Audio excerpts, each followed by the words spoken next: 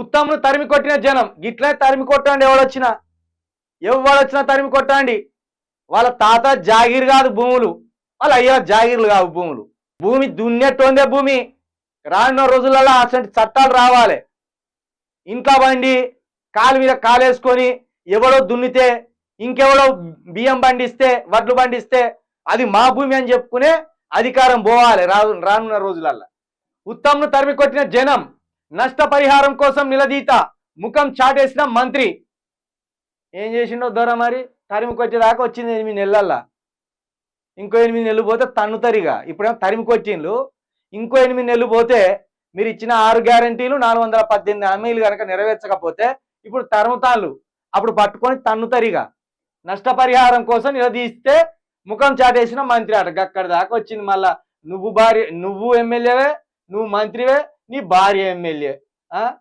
ఒక్కింట్లో ఇద్దరు. ఇది కుటుంబ పాలన కాదు. ఒక్కింట్లో ఇద్దరు ఎమ్మెల్యేలు ఉంటారు. ఎందుకు ఉరికిండో దొరా?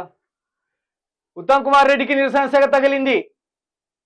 ఉత్తమ్ను జనం తరిమి కొట్టారు. నల్గొండ జిల్లాలో సోమవారం మంత్రి పర్యటన సందర్భంగా ఇది చోటు చేసుకుంది. అడవి దేవులపల్లి మండలం చిట్యాల వద్ద ఆయన కాన్వాయ్ని టెయిల్ ఫౌండ్ నిర్వాసితులు అడ్డుకున్నారు.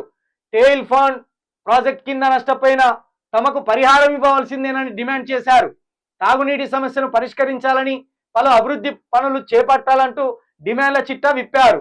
ఇళ్లలోకి పాములు, తేళ్లు వస్తున్నాయని, ఇప్పటి వరకు ఎలాంటి చర్యలు చేపట్టలేదని, ప్రభుత్వం ఏం చేస్తుందని నిలదీశారు.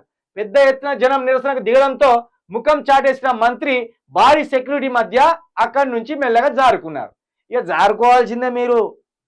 ఎందుకంటే మీరు చెప్పిన మామూలు కాదు. మీ మొత్తం అన్ని సమస్యలు పరిష్కరించబడతాయని చెప్పిండ్రు.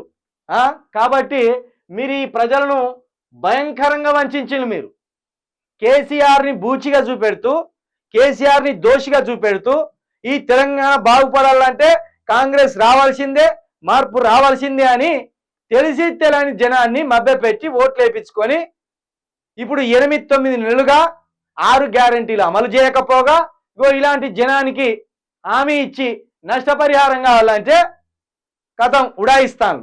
కాబట్టి ఎక్కడ దొరికితే అక్కడ మిమ్మల్ని దాన్నే పరిస్థితి ఉంటుంది. మీరు ముందు ఇప్పటికైనా ఎవరెవరికి ఎలాంటి హామీలు ఇచ్చిండ్రు, సొంతంగా కూడా హామీలు ఇచ్చిండ్రు. మళ్ళీ వీళ్ళు మేనిఫెస్టో హామీలు సరిపోలేదని సొంతంగా హామీలు ఇచ్చుకుంటూ వచ్చిండ్రు, ఎందుకంటే గెలవాలని. కాబట్టి ఇలాంటి వాళ్ళకు తగిన శాస్తి తప్పకుండా జరుగుతుంది. నష్టపరిహారం ఇవ్వాల్సిందే. ఉత్తమ్ కుమార్ రెడ్డి గారు ఎన్ని రోజులు బారిపోతావు? ఎక్కడికని బారిపోతావు?